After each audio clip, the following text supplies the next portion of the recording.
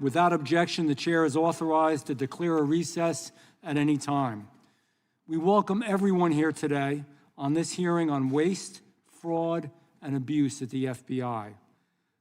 I now recognize the gentleman, who should I pick on, from Missouri, to lead us in the flag salute, and we will stay standing for a moment of silence.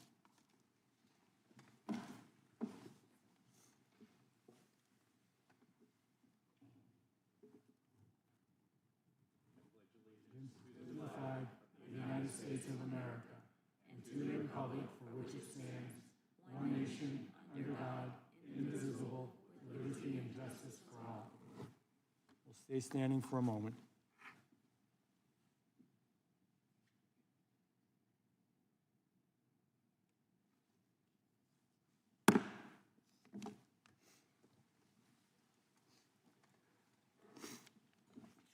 I will now recognize myself for an opening statement. First of all, I want to welcome everyone to the second hearing of the Subcommittee on Oversight. Today, we are continuing the important work we began in our first hearing, exposing the weaponization and politicizing of federal law enforcement agency against the American public. This time, we'll be focusing squarely on the Federal Bureau of Investigation under the Biden administration, a bureau bloated by bureaucracy, a bureau that burns through billions, not millions, but billions of dollars in taxpayers' dollars to chase political enemies, a bureau that silenced dissent and trampled on our constitutional rights. All while real threats to our safety were ignored. This wasn't just a leadership failure, it was a betrayal of the American people and of the American trust. This hearing is more than oversight. This is about restoring trust. This is about standing up for every American who believes that government should protect them, not target them. Let me be clear. The FBI should be a shield for the American people. Instead, under the Biden-Harris administration, it became a sword to use against them. Let's start with parents who spoke up for their kids, parents who voiced concerns about radical school agendas. What did they get in return? A surveillance file, a federal investigation for just trying to be a good parent. That's not law enforcement. In my book, and in most Americans' books, that's intimidation.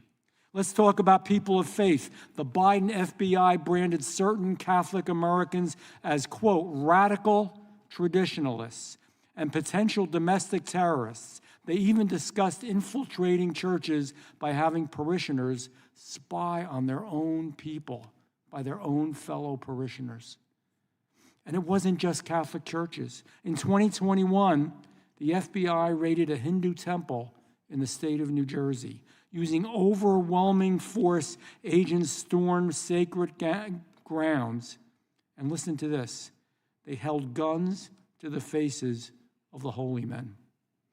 They disrupted religious life, all based on loose, untrue allegations, which are now, thankfully, unraveling in court. Our sacred places, our churches, our synagogues, our temples, our mosques, they should be sanctuaries, not scenes of government surveillance. Let's talk about free speech. The FBI knew Hunter Biden's laptop was real. They knew it. They colluded with big tech to frame it as Russian disinformation. They tried to bury the story from the American people. That wasn't law enforcement.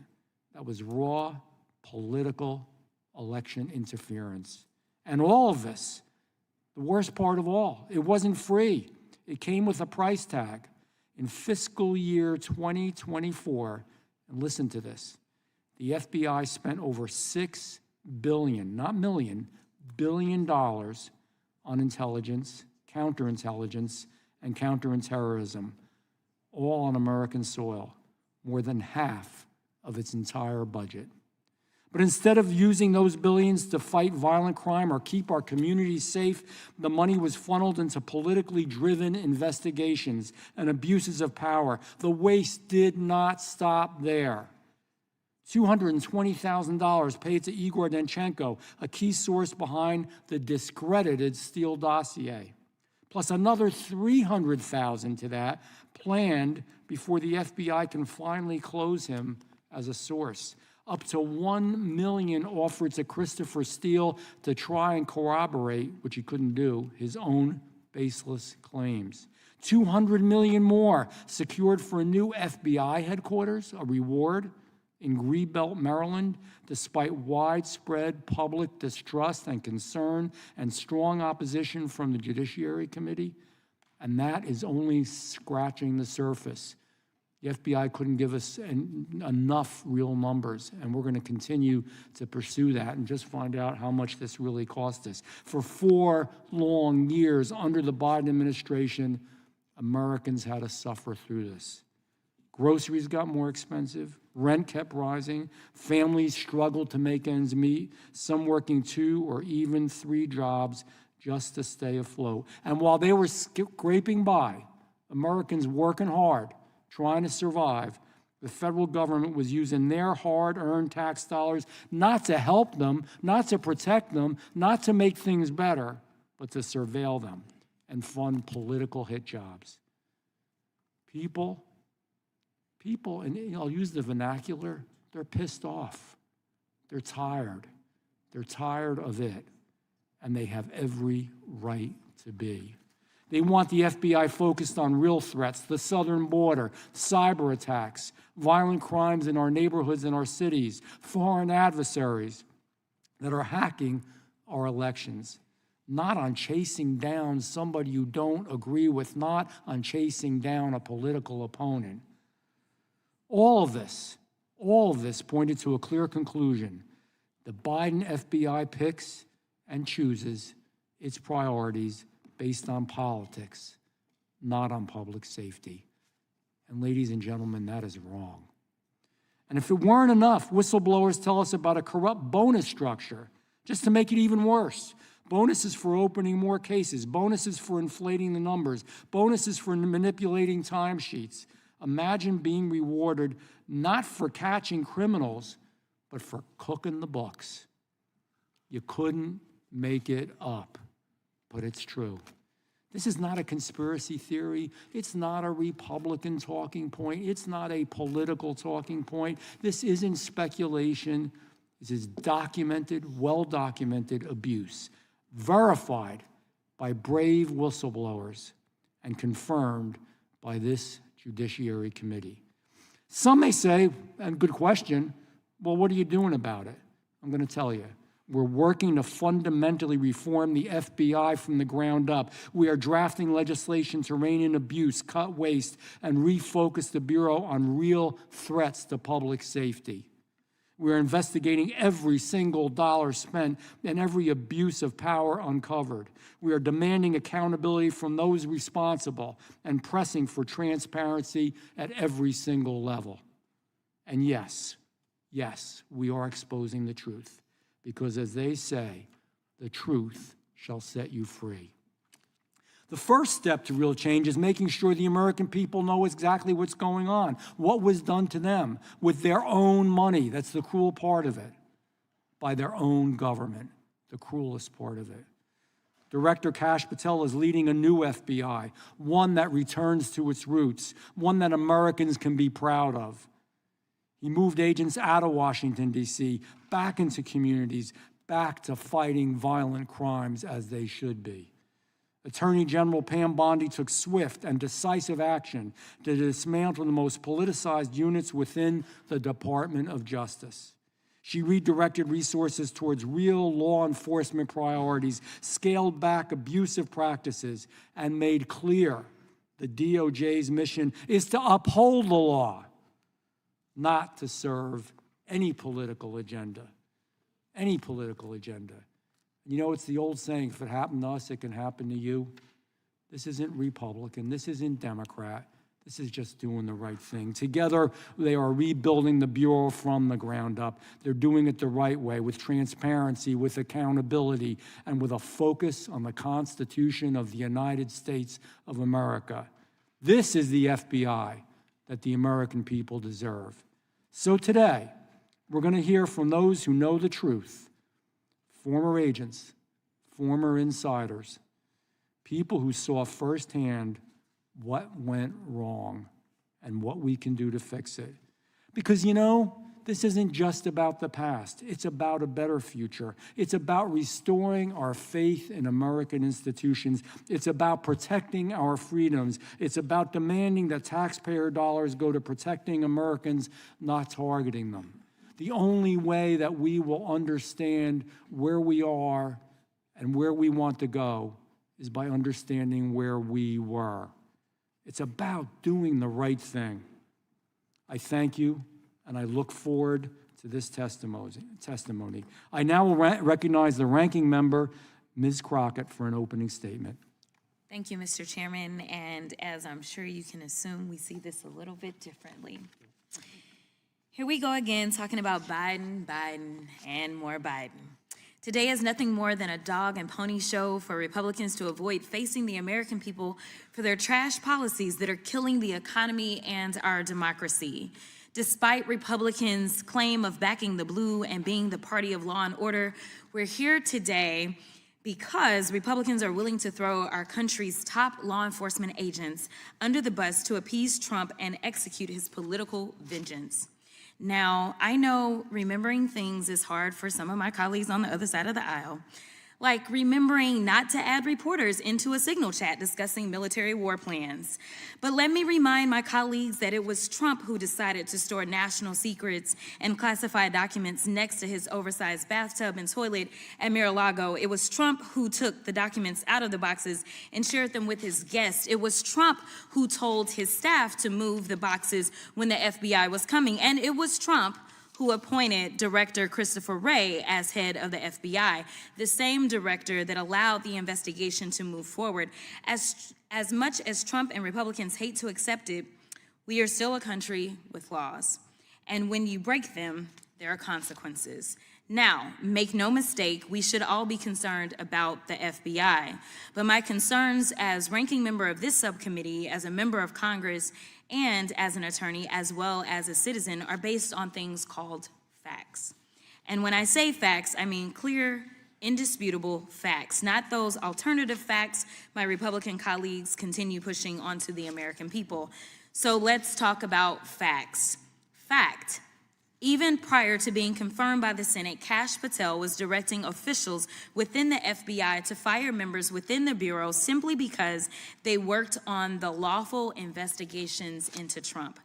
Fact, Patel failed to disclose his previous work and financial ties with the country of Qatar, a country that, had you read the Mazars report, released last year by the House Oversight Committee, you would know paid close to $500,000 to Trump while he was president of the United States. Unsurprisingly, the FBI's Foreign Influence Task Force was recently disbanded, and the DOJ also cut back on its Foreign Agents Registration Act enforcement. Our enemies are jumping up and down now that we're doing their work for them. Another fact, Patel has never even been an FBI agent and is now leading the Bureau. Even one of today's Republican witnesses organizations, the Bureau, has advocated having an FBI agent lead the Bureau. But rather than confirm a director with credible, dedicated experience, the Republicans confirmed a political loyalist with no Quantico or FBI training. Talk about DEI. Didn't earn it higher. Another fact, Patel, who rails against telework, what he calls lazy agents, was working part-time in and out of Las Vegas, commuting back and forth between there and DC, while also living in the home of a GOP mega donor. Think about that for a second. Could you imagine what Republicans would have done had, say, James Comey had been living in New York part-time as the FBI director, and if his New York home was owned by, say, George Soros? Speaker Johnson would have forced a floor vote on articles of impeachment within days of this news coming out. But nevertheless, my Republican colleagues are willing to sacrifice safety for stupidity as long as it's loyal. Another fact, Patel and Trump-backed FBI leadership have redirected FBI agents who are working on investigations involving violent crimes against children and child exploitation and transferred them to work on anti-Tesla attacks and redacting Jeffrey Epstein files. Talk about FBI waste and abuse. You simply can't make this stuff up. To be clear, Director Wray testified before Congress last year, noting that, quote, if each one of the FBI's cyber agents and intelligence analysts focus exclusively on the China threat, China's hackers would still outnumber FBI cyber personnel by at least 50-1. Yet rather than hire more agents to protect against these cybersecurity threats, Director Patel is reassigning agents to redact Epstein files. Someone please tell me how this makes America safe. It's almost as ridiculous and wasteful as Patel's idea to contract the Bureau with UFC fighters. And while I have very real concerns about the current state of the FBI today, I want to be very clear.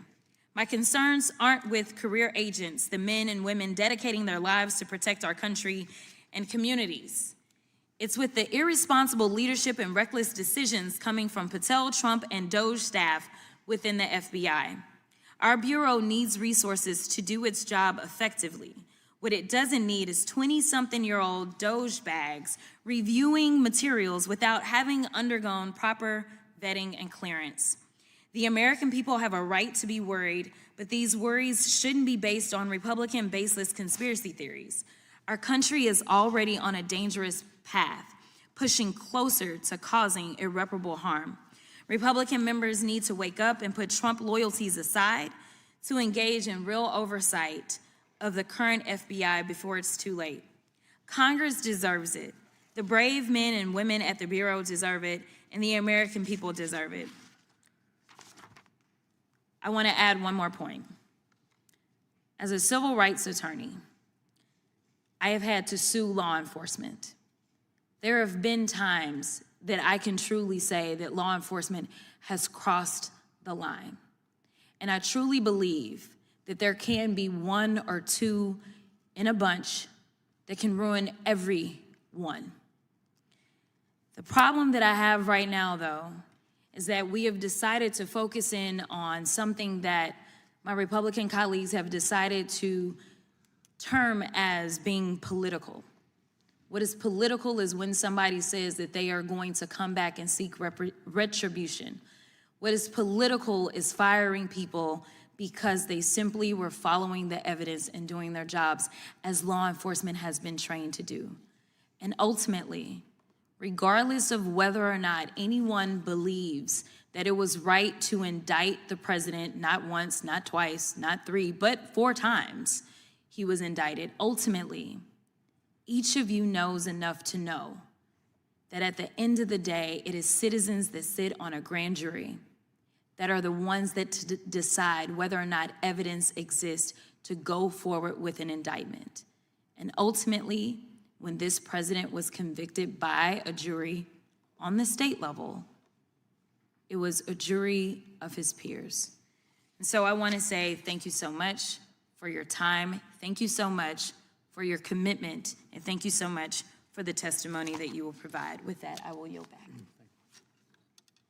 I'm now going to recognize the chairman of the full committee. Thank you, Mr. Chairman. The previous speaker talked about facts. Here's one fact I know. It's night and day dealing with the Bondi Patel Justice Department versus the Garland Ray Justice Department. Under the Pam Bondi as Attorney General, the Foreign Influence Task Force, that group that was responsible for censoring Americans has been disbanded.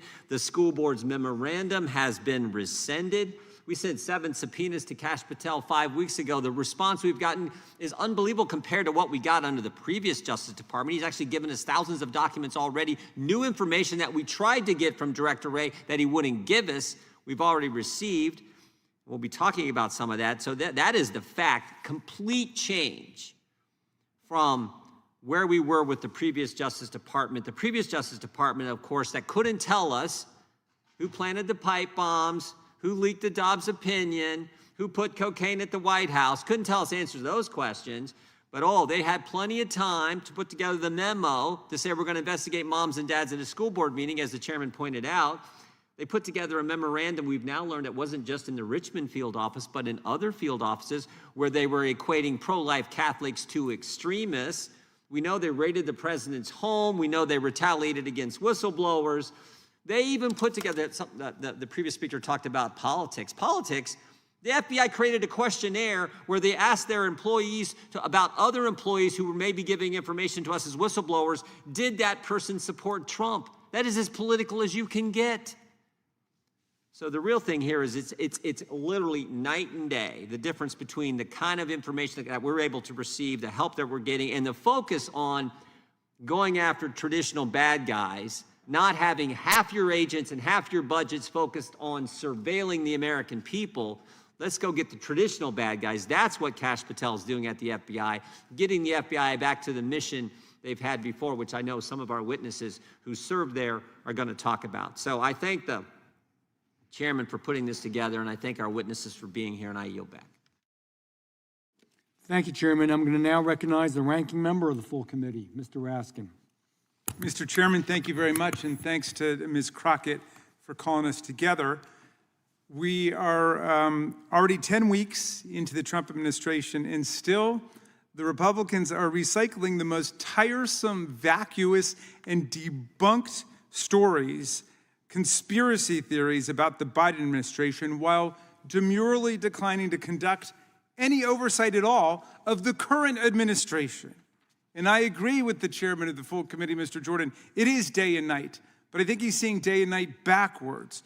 Donald Trump is turning our country into a gangster state where agencies like the Federal Trade Commission, the FBI, and the Department of Justice act as presidential enforcers, conducting political deals with elected officials like New York City Mayor Adams, corporate shakedowns against ABC, CBS, and other media entities, and law firms like Paul Weiss, Rifkin, Wilmer Hale, and Jenner and Block, demanding pledges of loyalty from citizens, and in some cases, demanding cold, hard cash in lawsuits brought directly by the president against private businesses. Meanwhile, they're offering mass pardons, immunity, and protection to violent insurrectionists, convicted drug beaters, cop beaters, drug traffickers, corrupt politicians, as long as they're willing to kiss the ring and do the president's bidding. Let's look at how this administration is treating the honest men and women of the FBI. In his first days in office, Trump targeted thousands of FBI agents simply for doing their jobs after the mob violence of January 6, 2021, and holding the cop beaters and insurrectionist rioters accountable. FBI agents had to sue to stop this purge and block them from publicly releasing their names to the violent militias like Oath Keepers and Proud Boys, whom President Trump had already given pardons to. And those pardons, by the way, this Department of Justice are extending to other crimes these people have committed, including cocaine trafficking and gun charges. This administration isn't opposing corruption. It's opening the door wide open to corruption every single day for his friends. Donald Trump ordered the FBI to stop conducting background investigations of top White House officials. Why? He disbanded the FBI's Foreign Influence Task Force, charged with identifying and combating malign foreign influence operations targeting the United States. Why? He suspended enforcement of the Foreign Corrupt Practices Act and reduced enforcement of the Foreign Agents Registration Act just 2 days after it was reported that Director Kash Patel had engaged in lucrative consulting work for Qatar and for a Vladimir Putin-connected foreign arms conglomerate. The current FBI leadership is diverting the FBI's resources away from public safety and national security and towards MAGA conspiracy fixations and obsessions. According to press reports, hundreds of agents ordinarily assigned to defending the national security of the United States have been pulled into a mind-boggling effort where they were pulling all-nighters and working around the clock to review the Epstein files after Attorney General Bondi botched the first attempt at what she said was going to be a complete release of the Epstein files. So it's important to consider what the FBI is not investigating in the frenzy of all these Back to the Future wild goose chases. They're not investigating Signalgate, the extraordinary decision by a group of America's highest national security officials, including one who was in Moscow at the Kremlin at the time, to compromise the safety of our service members and intelligence officers by using Signal, a non-secure commercial application to reveal specific, confidential, and classified details about an impending military airstrike, complete with timestamps for when F-18 aircraft would launch and arrive at their targets and when Tomahawk missiles would be fired at buildings controlled by Houthi members. What are DOJ and FBI doing to investigate this stunning, dangerous episode of incompetence or recklessness, at the very least, that undoubtedly violates all kinds of federal, criminal, and civil laws? Nothing. In fact, when asked about the Signal chat, Attorney General Bondi changed the subject to Hillary Clinton and Joe Biden. Sound familiar? That's what we're doing today. Just a week after the story broke about this tremendous security breach, she said, case closed. No further investigation, no lessons learned, no hearings. That's the end. Can you imagine what they would be doing if that had happened under President Biden? If his top national security team had been talking about a military strike on Signal, there would be 8 special committees and subcommittees investigation, and they'd all be demanding impeachment, the way they're demanding impeachment of judges who blow the whistle on the illegalities of this administration. Well, what else is the FBI not investigating? Elon Musk, his startling ties to the Communist Party of China, the CCP. Musk is bulldozing our federal government while accessing the people's most sensitive databases. And he's traveled to China multiple times in the last several years and met with the highest level Communist Party officials. He's continued to open factories in China where he does half of his business, even as he works as a, quote, special government employee to dismantle and destroy our federal government. Can you imagine if President Biden had done that, what our colleagues would be saying? Well, look, in this new state that we're in, the FBI is not here to enforce the law. It exists to allow the president to shake down businesses and individuals, offering them protection and immunity if they comply and persecution if they don't. The administration installed as the head of the FBI Kash Patel, known for being the man who will do anything for Trump. They also installed as deputy director Dan Bongino, a far-right podcaster and conspiracy theorist who boasted in 2018 that his entire life right now is about owning the libs. His appointment was a particular betrayal of Patel's promise that he would appoint a deputy director who would be an on-board active special agent, as has been the case for 117 years. Already stories of intimidation and pressure in this DOJ and this FBI are trickling out. 7 veteran prosecutors were forced to resign rather than take part in a corrupt bargain to dismiss charges that were brought by a grand jury in New York against the mayor of New York, Eric Adams. The U.S. Attorney for the Southern District, Daniel Sassoon, who clerked on the Supreme Court for Justice Scalia and was active in the Federalist Society, resigned, saying nothing had changed in the facts of the case, nothing had changed in the law of the case, nothing had changed in the evidence. It was simply this political deal that Donald Trump had cooked up with the mayor of New York, who traveled down to Mar-a-Lago. The longtime criminal chief in the D.C. U.S. Attorney's Office was forced to resign rather than open the current bogus investigation into Biden-era clean energy projects. So what we see at the Trump FBI and DOJ is part of a broad pattern. They're targeting lawyers who took up causes or clients that Donald Trump doesn't like, and they've issued illegal executive orders intended as threats against them. The president and his friends are threatening federal judges that ruled against them to halt their blatantly illegal executive actions, calling for impeachment of the judges. And there have been threats against their families made online. The president and his friends are threatening journalists and deporting legal immigrants for exercising their First Amendment rights, sending a clear message to anyone thinking of speaking up against the administration. The FBI's leadership are threatening to take the FBI down a very dangerous path today, one that's entirely incompatible with the values of the men and women of the FBI and the best traditions of the agency. Once again, with today's hearing, my colleagues are turning a blind eye to what's going on right now, choosing instead to regurgitate and recycle debunked and discredited lies about the Biden administration and somebody having an investigation into parents and school board that's been debunked a million times. That was an investigation into people making violent death threats against school board members. Nobody was ever arrested. Nobody was ever charged with anything, and yet they've been dining out on that. I think it's for 5 years now,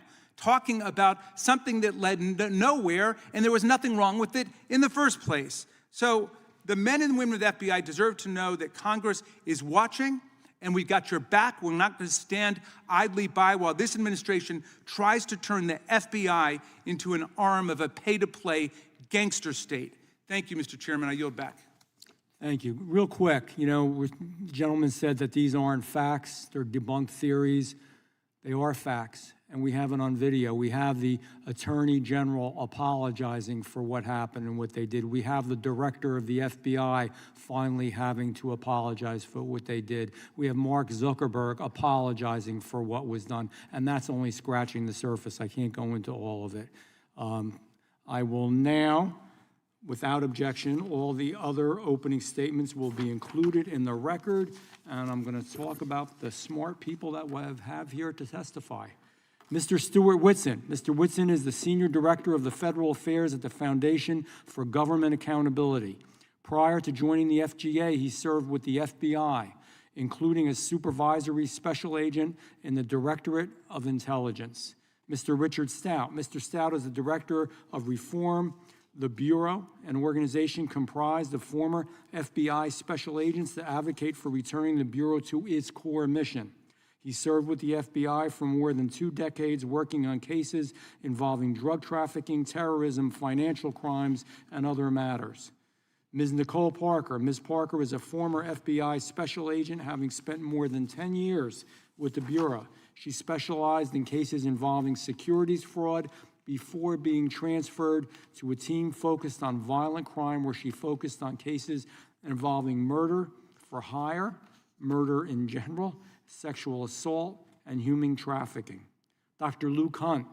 Dr. Hunt is Associate Professor of the University of Alabama, where he is a member of the philosophy faculty. He previously served as an FBI agent for 6 years. We will begin by swearing you all in. Would you please rise and raise your right hand?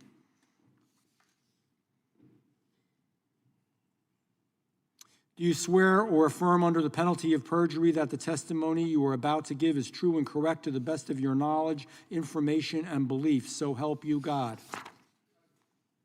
Let the record reflect that the witnesses have answered in the affirmative. Please be seated. Please know that your written testimony will be entered into the record in its entirety. Accordingly, we ask that you summarize your testimony in 5 minutes. Mr. Whitson, you may begin. Chairman Van Drew, Ranking Member Crockett, Chairman Jordan, Ranking Member Raskin, and members of the subcommittee, thank you for the opportunity to testify today. Elections have consequences. And in just 4 years, the Biden administration managed to politicize and weaponize the FBI in ways never seen. Whether targeting then-candidate Trump, parents at school board meetings, or Catholics doing nothing more than practicing their faith, the Biden administration hijacked the FBI to promote the left's political objectives. But it gets worse. While the full investigative resources of the FBI focused on the January 6 protesters and other perceived political enemies, the Biden administration manufactured the worst border crisis in our nation's history, allowing criminals, terrorists, and drugs to flood into our country at unimaginable levels. The result was predictable: an explosion of human trafficking, violent crime, and drug-related deaths. And with more than 2 million known gotaways on Biden's watch, the threat of a terrorist attack on the homeland is greater than it's ever been. But there's another big problem. Not only did the Biden administration's actions undermine public safety, but they also caused a majority of Americans to lose trust in the FBI. And this loss of trust is a crisis, not only for the FBI, but for the country. But there's good news. Again, elections have consequences. And with President Trump back in office, the FBI now has a new director working aggressively to right the ship. But it's not going to happen overnight, and regaining the trust of Americans is going to require significant and sweeping changes. And here's 7 such changes. First, clean house. With new leadership poised to get the FBI back on track, one big hurdle stands in the way: entrenched bureaucrats. We've already seen this play out in dramatic fashion with the now former FBI leader in New York who tried to coerce his subordinates to, quote, dig in against the administration. This was a clear act of insubordination that deeply embarrassed the FBI and only further undermined public trust. And there are surely other FBI employees still entrenched in the Bureau that will resist meaningful change in less obvious but equally harmful ways. Look, it's simple. While the vast majority of FBI employees are incredible, hardworking people who will faithfully execute their duties, the few who undermine the new leadership cannot be allowed to do so. And those who have engaged in past behavior warranting dismissal or who refuse to come to work when ordered to do so must be fired, period. Number 2, drain the swamp.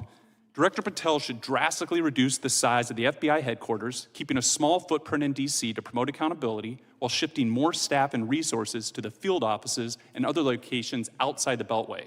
Relocating the FBI outside of DC would save money and reduce political influence by allowing the FGI to hire professional staff from outside the DC bubble. Number 3, moving the bulk of FBI headquarters out of DC will present a natural opportunity to consolidate and reorganize existing units that perform duplicative or outdated missions. Director Patel should seize this opportunity to promote efficiency and save taxpayer dollars. Number 4, get DEI out of the FBI. Under former Director Comey, the FBI moved away from merit-based hiring and instead toward race-based hiring. Moving forward, Director Patel should ensure that all hiring decisions are based purely on merit and talent. Number 5, the FBI should be refocused back to a law enforcement agency that uses intelligence to advance its law enforcement mission, rather than an intelligence agency that also engages in law enforcement. Patel could start by eliminating the intelligence branch and merging its personnel and mission into the FBI's other operational units. Intelligence in the FBI should be a tool to advance investigations, not its own standalone department. Number 6, we need more oversight and accountability within the FBI. But to earn back the trust of the American people, Congress must get involved. Besides conducting your own oversight, Congress should also consider creating new criminal penalties for FBI employees who knowingly abuse the FBI's investigative powers. And finally, to get the FBI back on track, Director Patel should execute his own DOGE effort to identify waste, fraud, and abuse within the FBI. At the end of the day, America deserves and needs a world-class law enforcement agency it can trust. With the current leadership in place, the FBI is well on its way to becoming that agency once again, because after all, elections have consequences. With that, I thank you for the opportunity to testify in today's hearing, and I look forward to your questions. Thank you, Mr. Whitson. Mr. Stout, you may begin. Good morning, Chairman Van Drew, Ranking Member Crockett, members of the committee. Thank you for the opportunity to appear before you today. It is an honor to share my perspective drawn from nearly 4 decades of public service in law enforcement, national security, and counterintelligence. My name is Richard Stout. I'm a 35-year veteran of law enforcement and currently serve as director of Reform the Bureau, a nationwide group of former and retired FBI special agents committed to restoring the FBI to its core mission, protecting the public, fighting crime, and upholding the rule of law. I took on this position with Reform the Bureau as a private citizen because I was frustrated and disheartened to see the FBI, the world's most renowned and iconic law enforcement agency, fall into such disarray over the past few years. When I was 19 years old, I became a deputy sheriff while attending college in Southwest Virginia.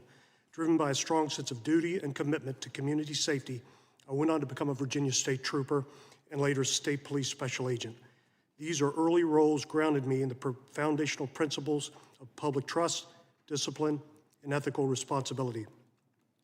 In 1997, I joined the FBI as a special agent and was assigned to the Miami field office. There, I was assigned to a Colombian drug trafficking squad where I initiated multi-jurisdictional complex investigations and was responsible for overseeing federal wiretap operations known as Title III's targeting significant DTOs. Following 9/11, I became part of a specialized team tasked with tracking the hijackers' movements before their attack. Our work proved critical in tracing connections and providing timely intelligence to our federal and military partners supporting the broader counterterrorism effort in the aftermath of the attacks. Throughout my tenure with the FBI, I served as a case agent in several high-impact criminal investigations. Notably, I led the public corruption investigation into the Scott Rothstein Ponzi scheme, then the third largest of its kind in U.S. history. In 2005, I was deployed to Haiti as part of a team of FBI SWAT and hostage negotiators to assist in the rescue of a kidnapped 9-year-old American girl. She had been abducted from her home and was found in a remote mountainside shack being held for ransom. This operation demonstrated the Bureau's global reach and our unwavering commitment to safeguarding American lives abroad. Between 2017 and 2018, I responded to 2 active shooter events. The first was the attack at Fort Lauderdale International Airport, where I assisted Special Agent Nicole Parker in gathering evidence. The second was far more personal. My daughter was a student at Marjorie Stoneman Douglas High School in Parkland, Florida, and was inside one of the classrooms hardest hit during the shooting. The memory of that tragedy has deeply influenced my perspective on public safety, the importance of preparedness, and the deep concern I carry over the FBI's failure to act on 2 prior reports regarding the shooter's intent. In 2018, I was part of a small team that apprehended Cesar Sayoc, who targeted high-profile Democrats and media figures with mail bombs. Internationally, I represented the FBI in coordinating with foreign partners on reintegrating deportees formerly radicalized by extremist groups. I've lectured at the International Law Enforcement Academies in Hungary and Botswana, and proudly graduated from the FBI National Academy Session 272. Since retiring, I've continued to serve the public through Reform the Bureau. We at Reform the Bureau support Director Patel, AG Bondi, President Trump, and their reform-minded approach to the FBI. Our intent is to not harm the Bureau, but to restore it. The stories and data we've brought forward represent deeply ingrained issues, repeatedly experienced by dedicated professionals. Our goal is not retribution, but responsibility. We must rebuild the Bureau's integrity and reorient to serve the American people, not internal politics. One of the areas we've been most focused on is Bureau decentralization, getting more resources and agents out of Washington and back into the field. The Director has been vocal in his support for this approach. We applaud his efforts. Another area is proper resource allocation. We at Reform the Bureau believe the criminal investigations have been deprioritized over the past few years in favor of those more political in nature. That must end, and we trust the Director will properly allocate the resources needed to pursue, capture, and deter criminals who wish us harm. Mr. Chairman, members of the committee, our nation is at a crossroads in how we approach law enforcement, national security, and the trust placed in our federal institutions. I look forward to contributing to this important discussion and happy to answer your questions. Thank you. Thank you, Mr. Stout. Ms. Parker, you may begin. Chairman Van Drew, Ranking Member Crockett, and members of the subcommittee, I would like to thank you for inviting me to come and respectfully speak with you today. It was my privilege and honor to serve America as an FBI special agent for over a dozen years under 3 administrations. While extremely demanding, my pursuit of justice for all never once gave me reason for pause until I witnessed social, cultural, and political agendas enter the FBI mission to the point it impacted our ability to effectively do the job the public and our responsibilities demand. During my career, I observed an organizational change that I labeled the emergence of 2 FBIs. FBI 1 understands the Constitution and honors its oath to uphold and defend it. It is indifferent to partisanship, places the public's interests first, and aggressively seeks out the truth. FBI 1 keeps its head down, stays under the radar, works tirelessly, and produces outcomes all Americans can be proud of. On the other hand, FBI 2 is the antithesis of FBI 1 and serves at the convenience of itself and is willing to use their law enforcement power to push their own personal, political, and social agendas without consideration to its oath of office. Under the Biden administration's Justice Department, it became increasingly difficult for special agents to do their jobs as Americans lost trust and confidence in the FBI. In a June 2023 NBC News poll, only 37% of registered voters surveyed said they had a positive view of the FBI. Lady Justice was no longer blind. It seemed that equal protection and justice under the law might not mean the equal application of law. DOJ and FBI 2 targeted President Trump's 2024 campaign and the January 6 subjects in a way that I had never witnessed before. And I say that as someone who investigated the most violent and dangerous offenders in South Florida. They treated Trump in particular as if he were at the top of the FBI's most wanted list. Love him or hate him, it is entirely irrelevant. FBI, too, abused its discretion and authority in both cases, while other judicial remedies remained reasonably available and dismissed legitimate concerns raised by FBI 1. Yet the FBI seemed to turn a blind eye to crimes committed by those on the opposite end of the political spectrum. On February 2nd of 2021, FBI Miami Special Agent Laura Schwarzenberger and Daniel Alphen were shot and killed in the line of duty while executing a search warrant on a child predator. It is disturbing to me that during the same time frame, we regularly heard of FBI SWAT resources liberally being dispatched for the arrest of first-time, nonviolent January 6 offenders. The widespread use of SWAT appeared to be for political intimidation. Yet in contrast, there was no SWAT presence when FBI agents Schwarzenberger and Alphen were murdered. Child predators are known to be the most dangerous and violent offenders. If SWAT had been there that morning, they would still be alive. And to add to the pain of their deaths, the FBI did not even pick up the tab for their memorial services. A private donor was asked by the FBI if they'd be willing to pay for them, since the FBI did not have the funds to do so. Yet the FBI was spending exorbitant amounts of money on non-mission-based projects, such as moving to electrical vehicles, January 6 investigations, and diversity initiatives. The FBI became laser-focused on its Office of Diversity and Inclusion Programs. There were 19 different diversity committees, clubs, and groups. Focusing on anything other than the FBI's mission is a dangerous distraction. I've never once consoled a grieving family that requested I ensure the most diverse agent brings justice to their loved one. The Bureau must hire and promote solely based on meritocracy, and the FBI should focus on what unites us, not what divides us. It is one mission to protect all Americans and uphold the Constitution. When my colleagues were murdered in the line of duty, it was highly troubling to me that there was never an FBI-wide after-action review by Director Wray, not even an email outlining what transpired and lessons learned to mitigate risks going forward. Yet during the same time frame, FBI 2 flooded my email inbox with diversity promotions, celebrations, cultural committee activities, climate change messaging, and several requests to go to Washington, D.C. for temporary duty assignments for January 6 investigations.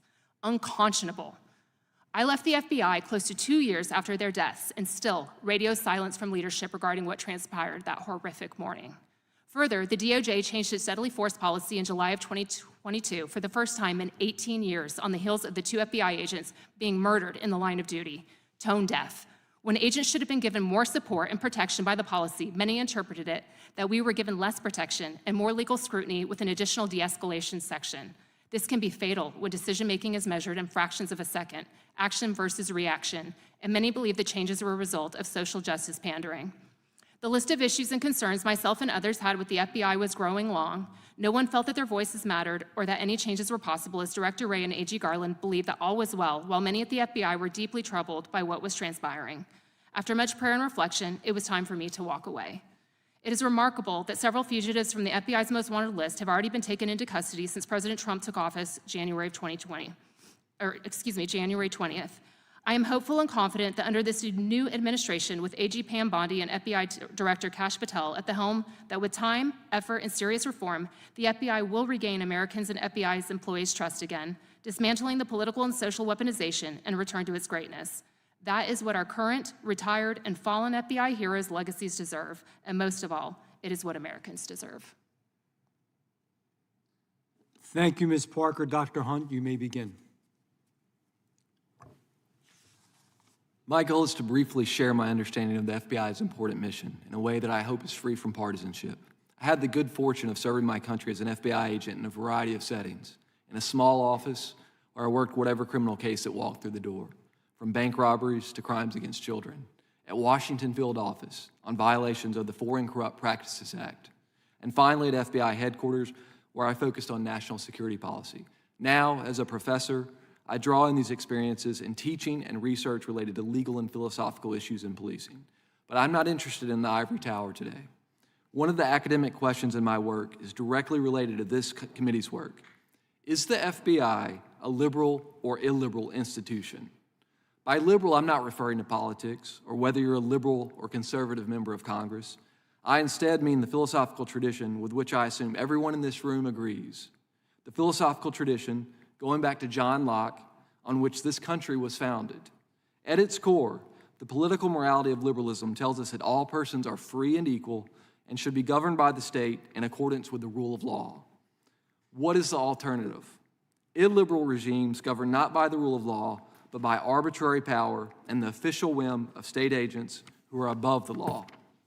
The FBI can and should be an agency that promotes the rule of law. However, I want to raise 3 concerns about the current state of affairs that could lead to the erosion of the rule of law. First, lack of predication. Predication is the basis of an investigation, the information or allegation that justifies a case. While most FBI investigations require predication, so-called assessments do not. In other words, the FBI has the discretion to investigate almost anything without any factual basis to do so. Investigation without predication is contrary to the rule of law because it may be based not on fact, but whim or arbitrary discretion. It is thus crucial for Bureau leadership to avoid any appearance of impropriety and partisanship in both actions and rhetoric. The second worry I raise is the selective enforcement of corruption. Corruption includes the use of entrusted authority for unethical benefits. This is, of course, an issue in politics, but corruption also arises in social and economic domains such as business. It should go without saying that corruption is contrary to the rule of law. It undermines institutional reputation, circumvents fair processes of economic development, and denigrates democracy and justice. Recent developments suggest that the decision to investigate corruption may be based in part on political and business expedience. Prominent cases of political corruption have been dropped suddenly for reasons unrelated to the legal merits of the case. Investigation of corruption under the Foreign Corrupt Practices Act has been paused. The FBI's Foreign Influence Task Force, DOJ's kleptocracy team have been disbanded. A lack of transparency into this sort of selective enforcement of corruption could politicize the FBI, undermining the rule of law. Predication suggests a righteous investigation, regardless of whether the target is a regular citizen or a powerful politician or corporation. If we don't want to slide towards illiberalism, then no one should be above the law. Finally, I raise a concern about the selective enforcement of national security threats. We are all familiar with the horrific pattern of political and ideological mass killings in recent years. The 2015 killing of 9 black people in a Charleston church by a white supremacist hoping to spark a race war. The 2018 killing of 11 in the Pittsburgh Jewish community. The 2019 killing of 23 people in El Paso, motivated by claims of a Hispanic invasion. The 2022 killing of 10 black people in Buffalo based on a manifesto on racial purity. We should add the assassination attempt of President Trump, a very heinous act that occurred in 2024. Now listen, I have no personal information about the FBI's plan to stop politically motivated violence. On one hand, I've read reports that the disgusting vandalism and arson directed at Tesla will be prioritized as domestic terrorism. On the other hand, I've read reports that the FBI's new reorganization will move resources away from the investigation and analysis of other domestic terrorism threats. My only point is that we should not prioritize domestic terrorism investigation based on whether they're motivated by the left or the right. Investigations should be based on predication and follow the evidence, wherever it leads. That is the rule of law. Thank you very much. Thank you, Dr. Hunt. Thank you all for being here. We appreciate your time, which is a precious resource in itself. I'm now going to recognize the gentleman from Alabama for 5 minutes. Thank you, Mr. Chairman. I certainly appreciate all the witnesses being here today. First, let's make it clear we're not here to harm the FBI in any kind of way, but I think restoring credibility in the justice system within America is very, very important. One of the top issues when I was touring the district in 21 was, and that was shortly after the Biden administration, was the weaponization of government agencies against certain political opponents. Certainly President Trump, certainly some of the January 6th defendants, and we've heard from Ms. Parker that there was a mobilization to go and locate those people and arrest them when those resources could have been used elsewhere. So I guess we want to get to the general point of this hearing is how do we restore credibility in these agencies? I mean, we saw the Durham report where, in fact, Barack Obama, Joe Biden, Loretta Lynch, the Attorney General at the time, and James Comey were sitting in the Oval Office when Clapper, the CIA director, walked in and said, hey, by the way, this Russian collusion narrative, we know that's being driven by the DNC and Hillary Clinton, and yet within a few hours, the FBI started the FISA situation and spying on General Flynn. And those kind of stories, as the reports come out after the fact, that we know now that Russian collusion was made up, and the time and resources spent on the Mueller report, and even the people in leadership in the Democratic Party driving those narratives were very dangerous for this country. And so as the American people look back and go, wow, this system does seem to be weaponized against political opponents, and that's certainly a concern. So, Mr. Whitson, I'll start with you. What steps do you think the FBI should take today to reform the agency and regain trust of the American people? What would be one of the couple of steps you think we need to look into? Thank you for that question. I think first and foremost, the most important thing to understand is that Director Patel has two missions here. One, he has to fix the FBI, and the other, as you're alluding to, is he has to restore trust. And so to fix the FBI, you have to do a bunch of things, make sweeping changes, but to restore trust, you have to do even more. You have to go beyond actually what is necessary to fix the FBI, because that's not going to be enough to get the rest of the American population back on board. And so how does he do it? It's one word: transparency. I was going to ask you, where does transparency come in, and how much transparency do we need at this point? We need as much as we can get. And you heard Chairman Jordan mentioning that. You're already seeing that out of Director Patel. So it's very simple. Congress has an important oversight role. When Congress asks for documents that the law requires the FBI to provide to Congress, then the FBI needs to do that.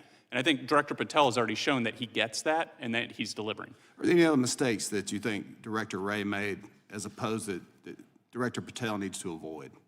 I mean, it'd be that right there. So I think Director Wray had a tendency to shield information, to drag out responses. I think towards the end of his tenure, he kind of became a little smug and kind of put out to be here to be asked questions. And I think that's the entirely wrong approach. The FBI director or whoever's designees that he sends here needs to be highly responsive to you, because you have a job to do, and they need to provide you all of the information that the law requires them to provide you right away, no delay. And I think initially, Mr. Whitson, that transparency may be a little painful for the FBI, but I think in the long term, that's what it's going to take to restore the credibility of that agency. Mr. Stout, what do you believe the role of the FBI is? Very simply, I think we need to eliminate the bloat. There's too many senior executive service members in roles with limited utility. They need to eliminate or demote non-essential roles and align headquarters with more field-based leadership models. So the more emphasis we put in the field will have a greater output, greater response to crime and anything that involves the American citizens. Do you believe it's possible for the FBI to return to those roots? Yes, sir, absolutely. Men and women of the FBI are some of the best people that I've ever worked with. They're honest people, they have families. They can transition well, and with enthusiasm. Gotcha. Ms. Parker, you said in your previous testimony, over a course of the 12-plus years of service, the FBI's trajectory kind of transformed. What do you mean by that? I joined the FBI. I was a witness to the 9/11 terrorist attacks in New York City when that occurred, and I went on to join the FBI because I wanted to give back to our country. I wanted to serve America, and when I joined the FBI, that's really what we were doing. There was very little talk about politics. You just went in, you did your job. I was originally focusing on white-collar crime. I then transferred over to violent crime. But as I mentioned, there really did become two FBIs, and the weaponization and the politicization started seeping into the agency, and it was a common topic of discussion, and you were bombarded with requests to work certain investigations, and it just became overwhelming. It was only one side of the political spectrum that was ever being held accountable. And so FBI agents were thinking, why are we doing this? Lady Justice is supposed to be blind. Lady Justice is no longer blind. And for me, I just started seeing over and over examples of politicization. And that's not what I signed up for. You know, when I witnessed the 9/11 terrorist attacks and I wanted to serve, that's not what I signed up for. I wanted to stop violent criminals and terrorists. Thank you. With that, Mr. Chairman, I'm out of time. I'll yield back. Thank the gentleman, and now I'm going to recognize the gentleman from Georgia. Thank you, Mr. Chairman, and thank you, Ranking Member. Mr. Parker, Ms. Parker, after serving your country as a special agent for the FBI, you landed in a soft, cushy position as a paid contributor at none other than Fox News. Isn't that correct? Actually, that was not correct. When I initially left the FBI, You're not a contributor? I am at this point, but when I And left the you are FBI, I a- was not initially a paid contributor for But Fox. you are a paid contributor now, Today I am, but when I left the FBI, I was not. and you get paid to create content at Fox News. Isn't that correct? I get paid to speak the truth. So you create content at Fox News, don't you? Giving your view on things? What I do- That's content creation, isn't it? What I do is I speak the facts and I speak the So- truth and you based get on my paid to do that. experience at the FBI. And you get paid to do that. I get paid to speak facts and I get And are you on paid the to speak clock? the truth. Are you on the clock right now? Am I on the clock right now? Yeah. No. You're not getting paid right now for being a lobbyist No, sir. I'm not or getting paid for to any be a other lobbyist. purpose? Excuse me? You're not getting paid as you sit here right now to be here? I am not getting paid to be here. No, I Okay, am not, all right, sir. fair enough. Mr. Whitson, you also served as an FBI agent before falling into a very lucrative position as the legal director at the Foundation for Government Accountability, correct? That was my former position, yes. And well, what is your current position now? So I currently serve as the Senior Director of Federal Affairs. And it's a pretty lucrative upgrade from where you first started. The position I'm in now? Yeah, is- you're making more money now than you were when you first started, right? Yes. And would it surprise you to know that your funding between 2013 and 2022, 6 conservative foundations tied to billionaire donors sunk $44 million into your organization, correct? I don't know the precise You don't numbers, know that? It wouldn't surprise you, though. but that wouldn't to know surprise me at all. And your largest known source of funding between 2013 and 2022 was a foundation controlled by Illinois billionaire Dick Uihlein, who invested over $18 million into your operation. And another source of your funding was the 85 Fund, which gave you $2 million between 2013 and 2022. It is among the network that is controlled by Leonard Leo, who received over $1 billion in contributions from a single billionaire to fund his continued takeover of our court system. And so you get paid to promote an agenda which includes rolling back child labor laws and stripping child workplace protections. Isn't that correct? No, that's not correct. And your organization has also worked to stop Medicaid expansion and to slash food stamps, correct? What do you mean by slash food stamps? Well, that means cut food stamps, cut the money. And y'all have been advocating for that, and you also were among the organizations that wrote the notorious Project 2025, which is the radical right-wing agenda, the blueprint that President Trump is implementing along with co-president Musk, correct? I'm not aware of us writing anything in Project 2025. Now, Mr. Stout, your organization must be brand new because I haven't been able to come up with anything on Reform the Bureau, which is the name of your outfit, correct? Yes, sir, that's correct. You just started it? I started in December. And have you been successful at recruiting any billionaire donors for your efforts? No, sir, I haven't. It's a grassroots level. So if I had more time, I would ask Dr. Hunt a question because he's the only non-paid individual up here not promoting a right-wing agenda, but I've run out of time. So, gosh, I yield back. I thank the gentleman, and I will now recognize, but, you know, just a word before that, probably most of the people who appear before us have to make a living somehow. That's okay. We all get paid salaries or whatever. Not unusual, not scary. With that being said, I will recognize the gentleman from Missouri for 5 minutes.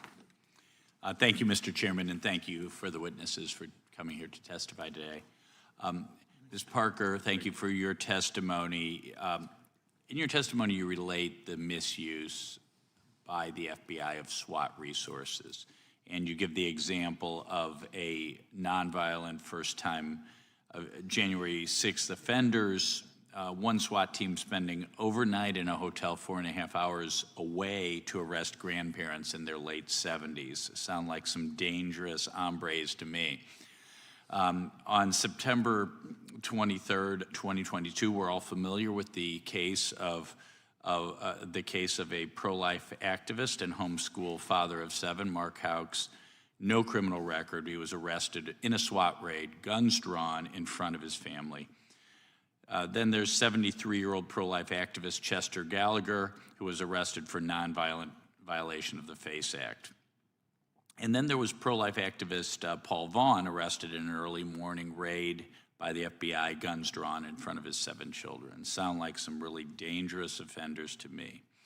But pro-lifers aren't the only ones who have been targeted by the Biden FBI. Vanessa Sivage, a nurse at Texas Children's Hospital, read the story of whistleblower Ethan Heim, who we're familiar with, who exposed gender transition procedures being done at Texas Children's Hospital, despite the hospital having proclaimed that they were no longer doing those procedures because the Attorney General of Texas was investigating that clinic for child abuse. Vanessa stepped forward and basically confirmed Dr. Heim's story. She was then visited 2 months later by the FBI. And then, of course, the anti-Catholic memorandum that we're familiar with. I have that here in my hand right now. Just some simple questions. First of all, this is labeled as a domain perspective. Ms. Parker, what is a domain perspective? That's a document that, from my understanding, was distributed within the FBI as intelligence. Someone formulated that document, and it was published internally, and it had a stamp of intelligence on it that was signed off by multiple individuals within the Richmond field office.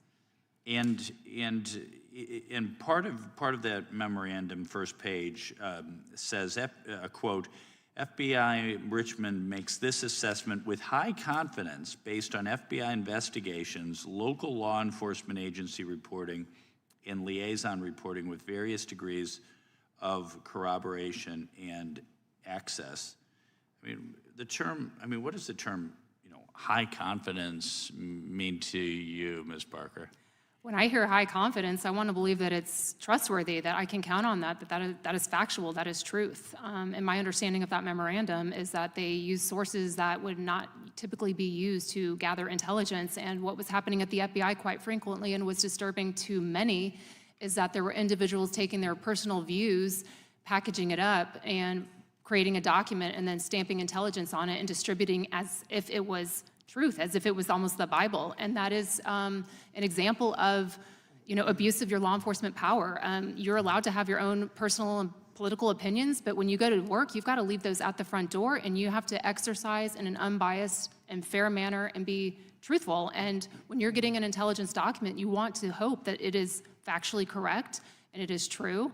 And unfortunately, that was a document that Christopher Wray had to have rescinded because it was not accurate, and he found it mind-boggling and disgusting that it had ever been published. Well, one thing I find mind-boggling, first of all, I am Catholic myself. I'm not a traditional Latin Mass Catholic. Often such people who prefer to go to the Latin Mass are referred to as traditionalist Catholics. And then so-called rad-trad or radical traditionalist Catholics are those who only go to Catholic Mass, who some of them believe that the regular English Mass is invalid or reject Vatican II or what have you, but not a single one of them I know even own guns, much less are they radicals or whatever. And then when I look at this memorandum, I see they're quoting the Southern Poverty Law Center, a viciously political defamatory group. I've worked a lot on immigration issues. I think Southern Poverty Law Center has declared every immigration reform group to be a racist or white supremacist group. They're just a walking defamation factory. Have you seen the Southern Poverty Law Center quoted in other FBI memos over the years? I have not. Okay. I have not. But again, that was entirely inappropriate and never should have happened. And the FBI had to walk that back. But again, that is an example of weaponization. That is social weaponization at the FBI. It's entirely inappropriate, and it never should have happened. The FBI not going after bad guys, but going after enemies of the political regime. Third world stuff. Thank you. Thank you for your service. Thank you for your testimony. Thank you. I thank the gentleman. And by the way, the director of the FBI had to apologize for that. It's not a debunked theory. With that being said, I will recognize the ranking member of the full committee, Mr. Raskin. Thank you kindly, Mr. Chairman. One of our colleagues referred to the weaponization of the DOJ and specifically focused on the January 6th defendants. That startled me because 140 American police officers were violently assaulted on that day, wounded, hospitalized, some of them disfigured, disabled, forced to leave police work. But he said that there would have been a better use of FBI and prosecutorial and investigative resources, and I wonder what he was referring to. And in any event, Dr. Hunt, do you agree with that assessment? Thank you for that question. January 6th shocked and horrified me. That was a shameful day, not least because of the many attacks on our law enforcement officers. So any suggestion that is a low priority and should not be investigated is shocking to me. I can't imagine a more important devotion of resources by the FBI to anyone who would attack our nation's capital.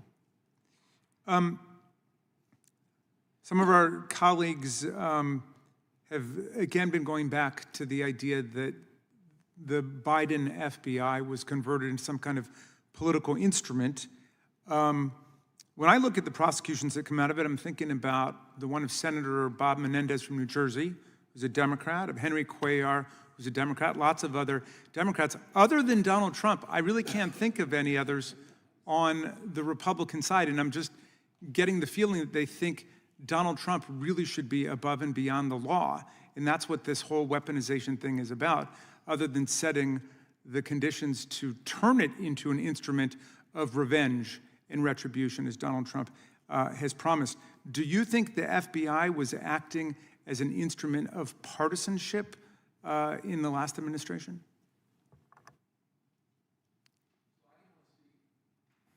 I can only speak from my personal experience, and I can say this. When I was an FBI agent, the men and women that I worked with, they based their investigations on facts and law. They based their investigations on predication. The worry I have is with respect to corruption today. When there's selective enforcement, and just as a regular American citizen, I'm not an insider now, when I see a high-level politician and charges are dropped, and there's no reason, I, as an American citizen, don't understand why that's the case. You're referring to Mayor Adams. That's correct. But there was a reason, which was he agreed to play on Donald Trump's political team, and the very Republican, conservative U.S. Attorney for the Southern District said nothing had changed in terms of the facts of the case, nothing had changed in terms of the law, nothing changed in terms of the evidence. All that had changed was that he'd made this political alignment with Donald Trump. She resigned rather than participate in that corrupt bargain, as did her deputy, who said it would take a fool or a coward to accept that deal. He also clerked for a conservative Supreme Court justice and was active in the Federalist Society. And 5 other lawyers dropped out rather than do it until finally they had to force somebody to do it from D.C. who said he'd be willing to do it because he was about to leave his job. You say let's base it on the facts, and I'm really curious about this Signal group chat thing because the country's in an uproar about the fact that the most precious national security information was shared on a Signal group chat where a journalist was actually invited in accidentally by somebody to participate. And some of my colleagues seem to say, well, it was a one-shot deal. Let's just let it go, and it's no big deal. The FBI director's already said, no, nothing to see there. If this were a standard practice, just yes or no, do you think it would be a problem? That would be a problem, yes. Ms. Parker, do you agree it would be a problem if it were a standard practice? My understanding, I was not on the Signal chat. I just know it. Just yes or no, Probably because similar to I've got you. little time. If you can't answer. A mistake was made, and Okay, people have Mr. taken Stout, can you ownership. say, would it be a problem for it to be standard practice to conduct sensitive foreign policy on a Signal chat group? Yes, I would. Okay, and Mr. Whitson, do you agree? Yes. Okay. Well, it just came out like 10 minutes ago.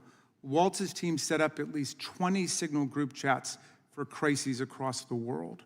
So it was, as one might expect, a very standard practice with Mr. Waltz, and I'm sure this will raise the question of whether or not he really should continue in that position.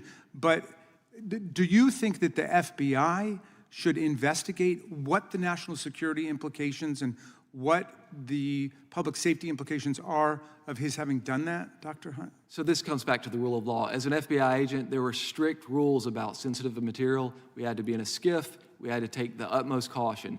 So to treat other people that are more powerful differently definitely suggests to me a deviation from the rule of law. All right, thank you, and I yield back to you, Mr. Chair. Thank the gentleman. You know, there's a difference between a mistake and purposeful, perpetrated policies Chair. are wrong. Just point out, okay. I beat you to it. I recognize the chairman of the whole committee. Thank you, Mr. Chairman. Mr. Whitson, before you got what Mr. Johnson described as high-paying job as Senior Director of Federal Affairs Foundation for Government Accountability, you worked in the FBI, is that right? Yes. 10 years in the FBI? Yes. And prior to that, you were in the United States Army? Yes, sir. 300 combat missions in Iraq, is that right? Yes, sir. And your time at the FBI, you were special agent in the directorate, supervisory special agent in the Directorate of Intelligence. Is that accurate? Yes, Chairman. In your testimony, and I just want to get you familiar with this subject matter, in your testimony you said one of the ways we can eliminate waste, fraud, and abuse is including the overspending on confidential human sources. You said that in your testimony, right? Yes, Chairman. Are you familiar with the Inspector General's report about the confidential human sources who were there on January 6, 2021 here at the Capitol? Have you read the report? I haven't read that closely. Well, let me tell you a few things that they say in there, and I want to ask you a few questions.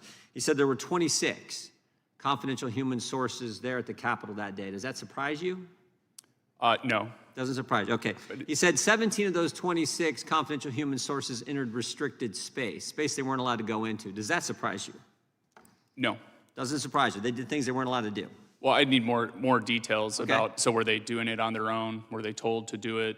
Were they, that kind of thing? We want to know the answers to those questions too. Yes, sir. 4 of them went inside the Capitol, and 2 of the 4 who went inside the Capitol were specifically asked by the FBI to be there that day for this.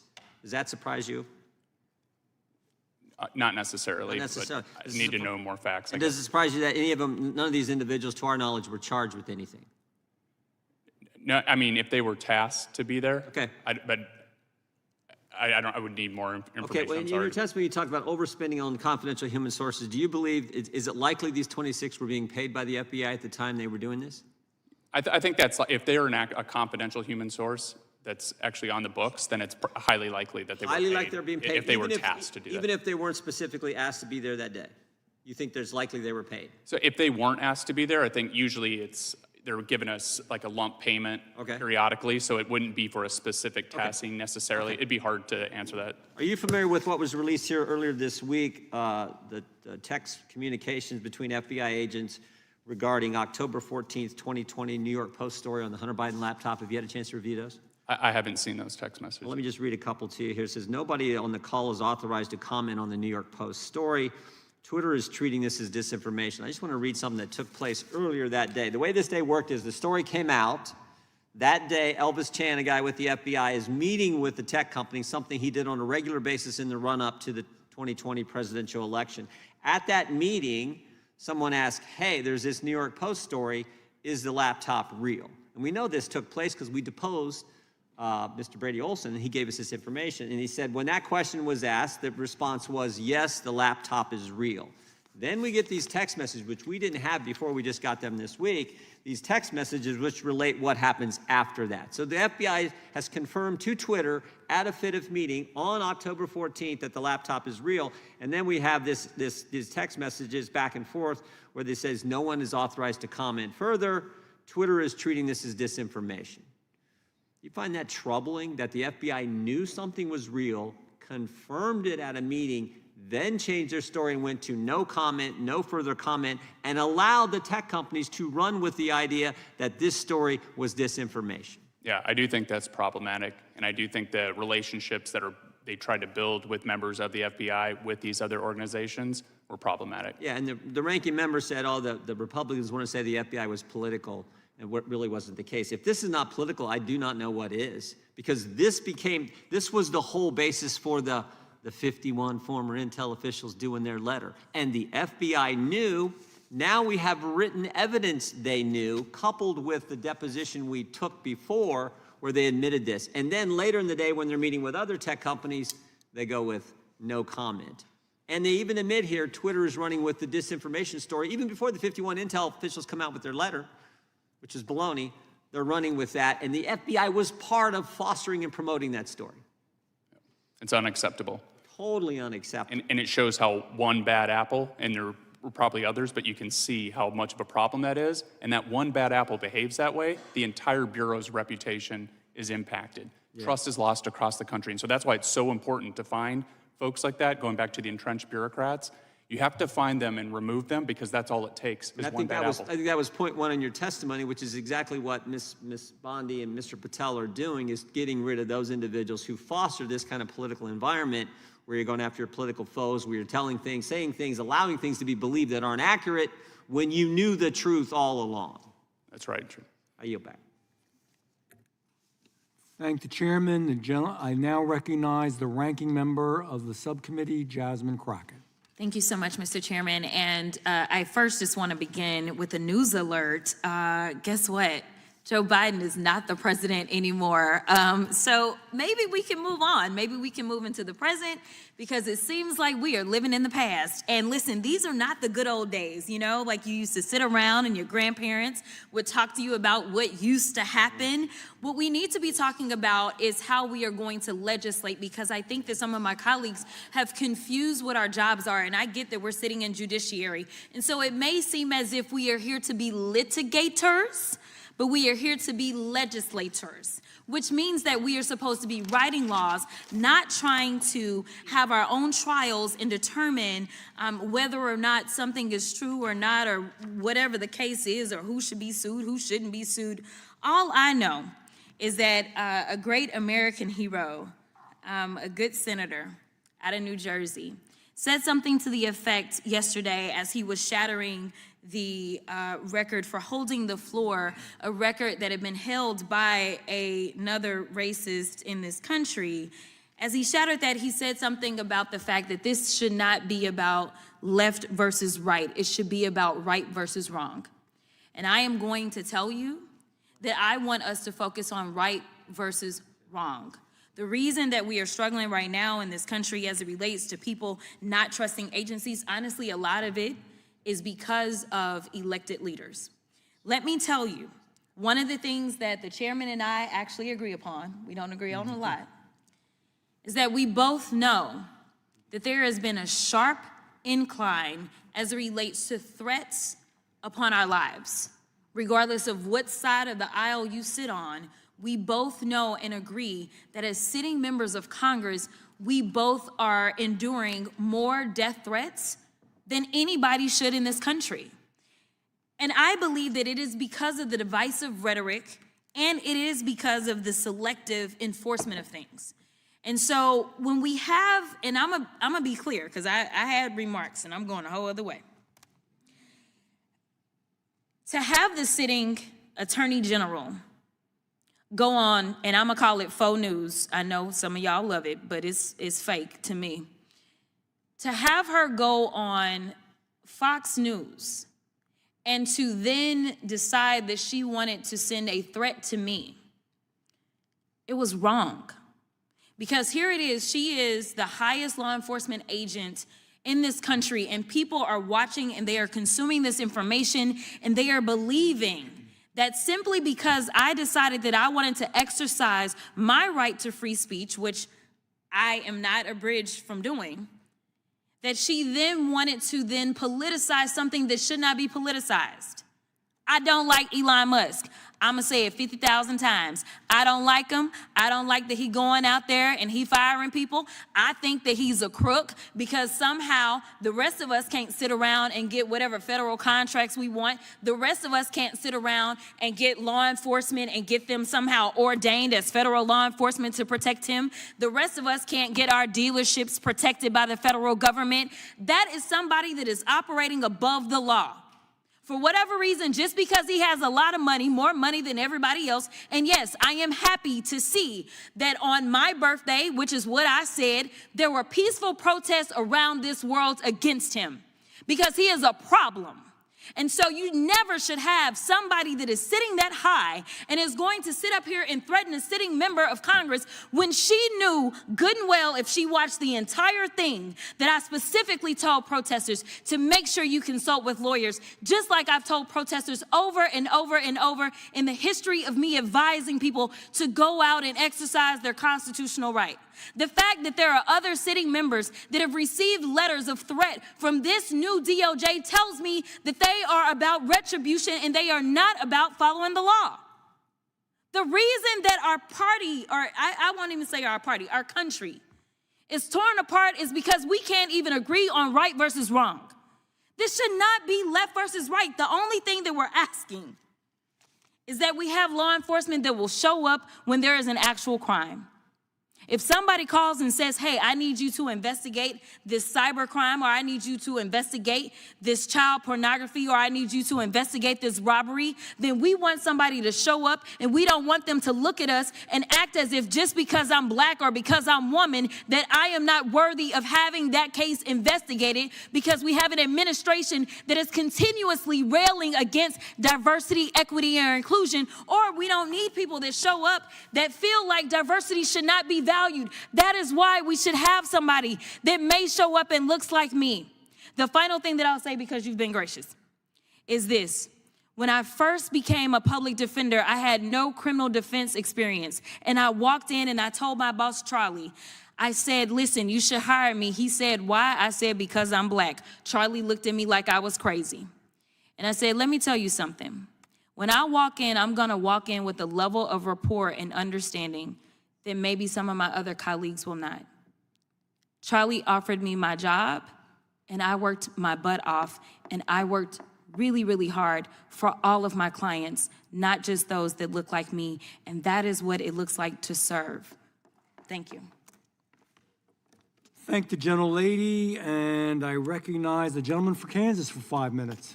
Thank you, Mr. Chairman. I appreciate it. I do want to give the witnesses a heads up. I do intend to ask them questions over the course of this 5 minutes. I spent a dozen years as the chief law enforcement official of my state.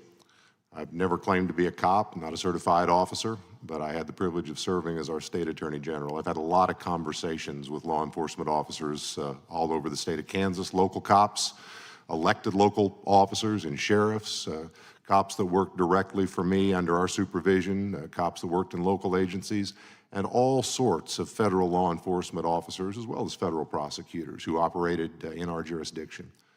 I will tell you, in the course of those 12 years, I never saw an FBI agent perform less than honorably, not once. And I never recall a single time in those rooms. Now, if I'd go down the street to the political party meetings, I'd hear conversations like we heard some today, and we've heard a lot over the last 4 years. I'd hear all that all the time. If I turned on the television, I'd see it all the time. I never heard it among cops working a case. I heard folks who knew each other and liked each other and cooperated with each other, who said, how are we going to get that child molester off the streets? How are we going to solve this murder? How are we going to deal with that case of elder abuse? How are we going to deal with that crime that's in front of us? That's the FBI I know, and it's the law enforcement world that I know. And I would just ask, Mr. Whitson, you're first up here, is that consistent or inconsistent with the law enforcement community you operated in? It's absolutely consistent. I'd say I had partners that I worked with for years on cases, and if you asked me what political party those people were in, I couldn't tell you. And they couldn't tell you the same for me when I was in the FBI. So that is the real FBI. When you go out to the field offices and you get away from headquarters, that's the real FBI, the real work.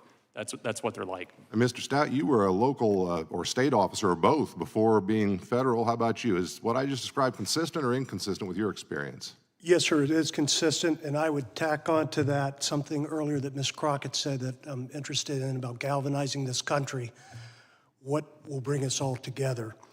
You know, something do it briefly. you mentioned, there's a special place in hell for pedophiles and child pornographers, and we have systems in place at the FBI, but we can make those systems a little bit better, a little bit tighter. I'm prepared to talk about it later today if you wish. That sounds very good. Let me tell you a brief story, and then I have some follow-on questions. So during the course of the time I was serving in that role, we had a terrible case. It was a racist, bigoted individual from a neighboring state who crossed the line into our state with the intent of killing a group of folks because of their faith. He went to a religious institution. He shot the place up. He killed, as I recall, 3 people. He was immediately apprehended. He has since died in prison. But there was, at the moment that happened, there was a motivated federal and state through the local authorities response. A lot of folks on the scene, everybody trying to figure out how do we secure this thing, how do we fix it. And then there was a professional discussion, who's gonna go first in the prosecution, because you had a state murder and you had federal hate crimes, as well as some other federal crimes perhaps. And man, the press loved it. I mean, every day there was a headline about this dispute between the district attorney and the United States attorney and the local cops and the federal cops and who's gonna go first. And finally it was decided the state would go first, and the district attorney announced it was filing capital murder charges with a notice of intent to seek the death penalty under our state law. And in the same article where the local press reported that, they then in the next paragraph said, and next, there'll be a decision on a federal prosecution where the penalties may be stiffer. Think about that. Think about that. I offer the story up for this reason. I think there may be a perception outside the cops on the beat, federal and state, who do this work in our communities every single day, that what we talk about up here is reality and that somehow the federal law enforcement officers are superior to their state counterparts. I don't think that's true. I don't think it's close to true. And I don't think what we're hearing today and heard the last 4 years reflects what really happens with the vast, vast majority of the federal and state cops on the beat. And I guess I would just ask this. Mr. Whitson, you suggested we ought to move the FBI out of Washington, D.C., and the current director has already made some moves to that effect. Talk to me in my remaining time about how you think that might affect our ability to get this narrative back on track so it's the cops on the beat keeping our communities safe that drives it instead of all this political circus in this town that drives it. Well, briefly, just right now, almost a third of all FBI employees are stationed in the DC area. The crime that's taking place across America is not all happening in the DC area. It's happening everywhere in pockets all over the country, Kansas, every member's district. And so moving the FBI out of DC and back into the field office is gonna help that. But it's also cheaper. DC is an expensive area. I don't need to tell anyone that, right? Moving the headquarters to a lower cost area is not only cheaper for the federal government and the American taxpayer, but it's also cheaper for the workers. For the federal employees that have to commute every day to the office, if it's in a place that's a better quality of living, an easier commute, that's better. And then the last reason, to be real brief, is the political makeup. And so my colleague at FGA, Hayden DuBois, did a paper on this to look at federal senior executive employees, what is the political makeup? And across the country, they lean heavily Democrat by 30, but in DC, it goes up to 40. And so that's not to say, not trying to be not Democrat or not Republican, but we really want to put it in a place where it's more representative of the entire country and not just one side of the country. And that's why we see that when a conservative comes in, the whole weaponization rises to the issue because the headquarters is populated by people of the opposite political. The gentleman's time has expired. Okay. I thank the gentleman. I now recognize the gentleman for Texas for 5 minutes. Thank you, Mr. Chairman, and thank you for having this incredibly important hearing where we can better understand the systematic abuses of the Biden administration for the past 4 years. Our colleagues on the other side want to encourage us to move on from a federal government that was weaponized against the American people that they are supposed to represent and protect. Move on after our FBI was targeting parents who were concerned that their children were being indoctrinated into radical transgender ideologies in their public schools. Move on after the left weaponize the federal government to create a mass censorship industrial complex violating our First Amendment rights. We're supposed to move on after they targeted Catholic Americans, traditional Americans, and labeled them violent extremists. We're told that there's a problem that we can't agree on what's right and wrong, and I agree, that is a huge problem. It's a problem that the other side of the aisle can't recognize that censorship is wrong. It's a problem that the other side of the aisle can't recognize that it's wrong for the FBI to target parents concerned about what they're learning in their schools. It's a problem that the other side of the aisle can't recognize that it's a problem whenever our federal government goes after Christian Americans. That's a serious problem, and that's something we should be able to agree on, but unfortunately, we can't. We saw unprecedented levels of weaponization under the Biden administration against the same American people that it was supposed to be looking out for. Christopher Wray created an internal memo that slandered traditional Catholics as anti-Semites and white supremacists. It suggested that the FBI monitor traditional Catholics and even set the stage for FBI informants entering places of worship.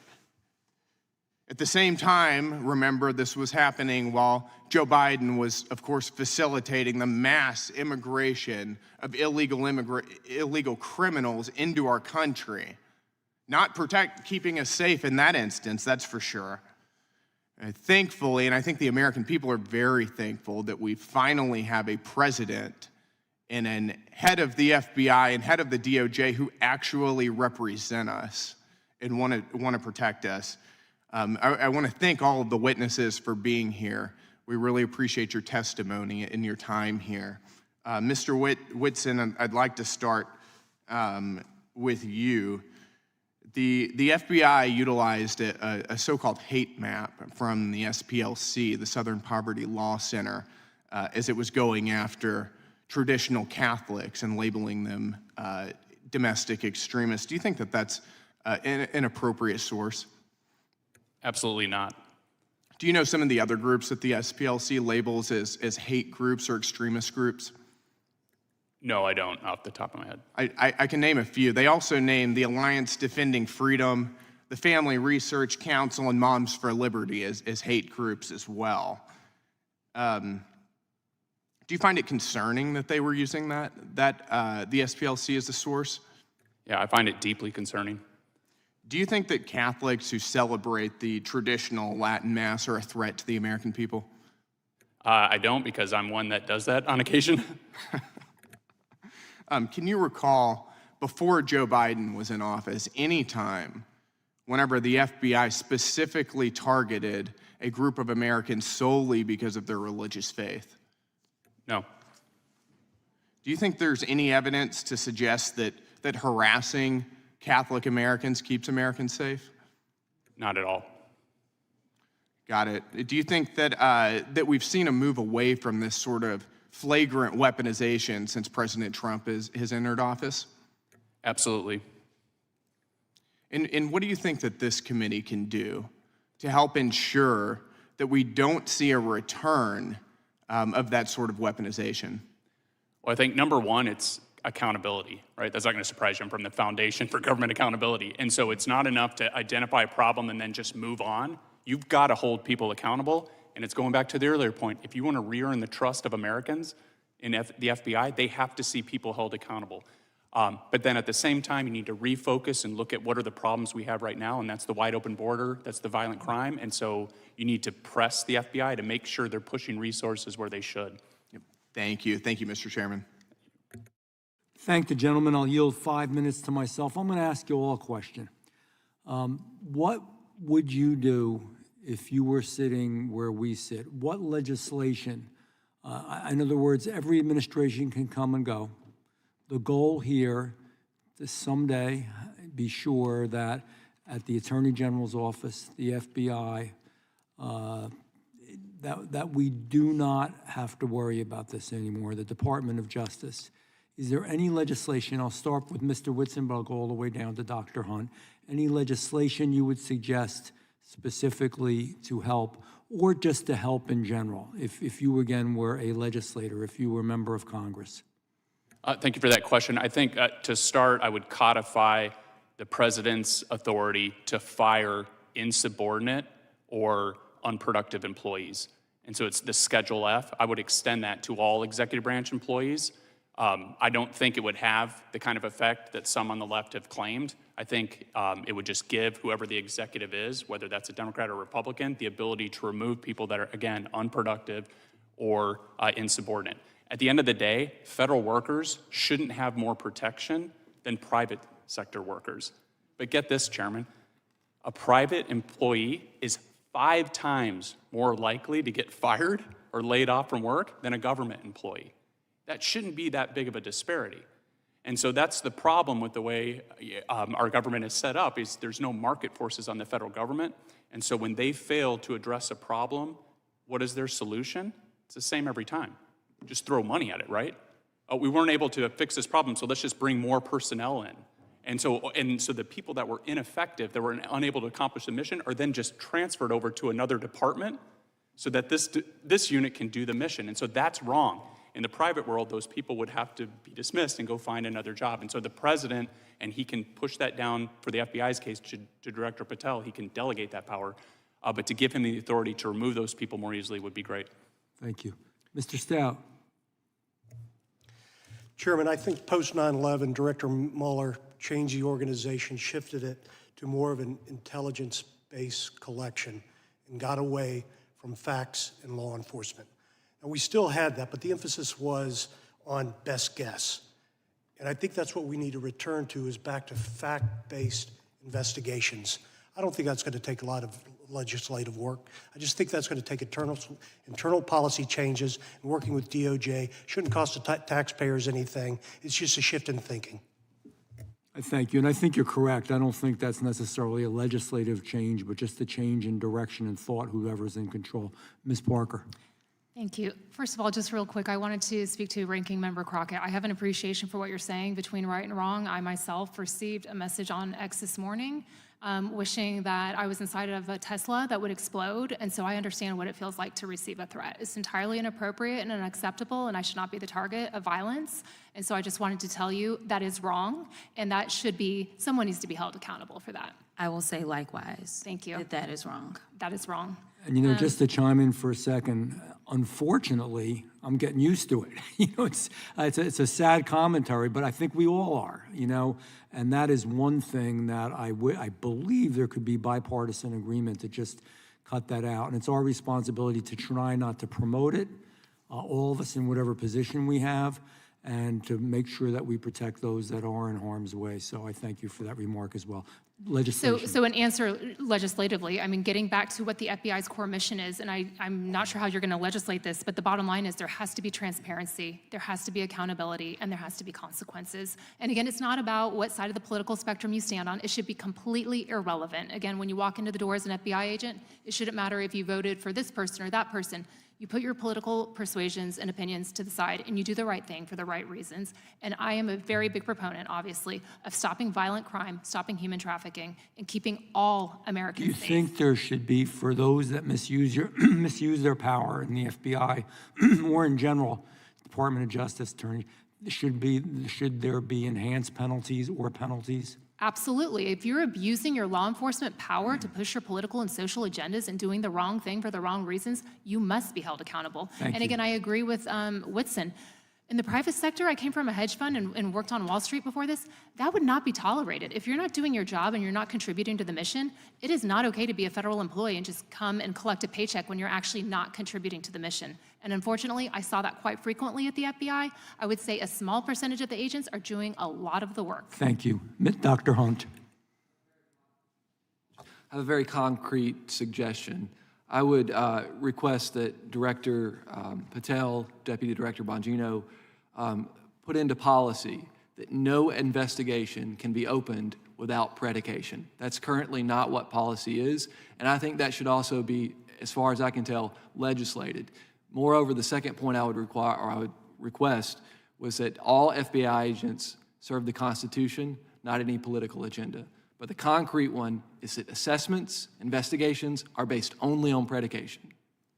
I thank you for that. I want to thank everybody for being here today. Like I said, time is treasure. It's a big deal. We appreciate all of you. It concludes today's hearing. Without objection, all members will have... Oh, sorry, I have a UC. Okay. Sorry about that. I'd like unanimous consent to enter into the record an article titled "No Bias Found in FBI without Report objection. on Catholic Extremists." Thank you. All members will have 5 legislative days to submit additional written questions for the witnesses or additional materials for the record. Without objection, the hearing is adjourned.